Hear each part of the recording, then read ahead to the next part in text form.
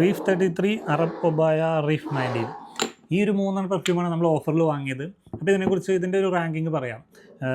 Reef 33 അവിടെ ഇരിക്കട്ടെ. ഈ 2 കുറിച്ച് നമ്മൾ ആദ്യം പറയാം. അതായത് ഉപയോഗിച്ചൊരു 1 മണിക്കൂർ അല്ലെങ്കിൽ ഒരു 2 മണിക്കൂർ കഴിയുമ്പോഴത്തേക്കും ഇത് സംഭവം ആവിയായി പോകും. അതായത് എന്താ പറയുക, പൊടി പോലും ഇല്ല കണ്ടുപിടിക്കുക എന്നൊക്കെ പറയില്ലേ, ആ ഒരു സിറ്റുവേഷനാണുള്ളത്. അപ്പോൾ ഇതിനങ്ങനെ മാർക്കിടാനുള്ള ഒരു സംഭവമായിട്ട് നമുക്ക് ഉപകാരപ്പെട്ടിട്ടില്ല. അതുകൊണ്ട് ഈ 3 ഈ 2 ഒട്ട് ഉപകാരപ്പെടുന്ന ഒരു ഐറ്റമായിട്ട് എനിക്ക് ഫീൽ ചെയ്തിട്ടില്ല. ഒന്നാമത് നല്ല ചൂടാണ് പുറത്ത്.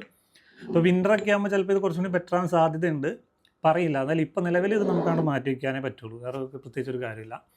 റീഫ് 33യുടെ കാര്യം അങ്ങനെയല്ല, ഇത് അടിപൊളിയാണ്. ഈവൻ പുലിയാണ്. അതായത് ഈ ചൂടായിട്ട് പോലും ഇത് അത്യാവശ്യം നല്ല രീതിയിൽ നമുക്ക് വർക്കാവുന്നുണ്ട്. നല്ല സ്മെല്ലാണ്. സ്മെല്ലിനെ കുറിച്ച് പറയുന്നത് കാരണം നമുക്ക് ഓൾറെഡി അറിയാവുന്ന ഒരു DNA ആണ്.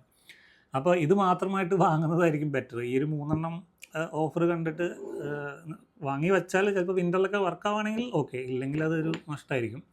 അപ്പോൾ നിങ്ങൾ ഏറ്റവും ബെറ്റർ ടെസ്റ്റ് ചെയ്ത് നോക്കിയിട്ട് നിങ്ങൾക്ക് ഓക്കെ ആണെന്ന് തോന്നിയാൽ മാത്രം വാങ്ങുന്നതായിരിക്കും ബെറ്റർ. ഇത് ഓക്കെയാണ്. ഇത് മാത്രമായിട്ട് വാങ്ങാനാണെങ്കിൽ പ്രശ്നമില്ല, നിങ്ങൾക്ക് ധൈര്യമായിട്ട് വാങ്ങിക്കാം. പക്ഷേ ഇത് 2 ഓക്കെ ഗൈസ്, അപ്പോൾ കാണാം. Bye bye.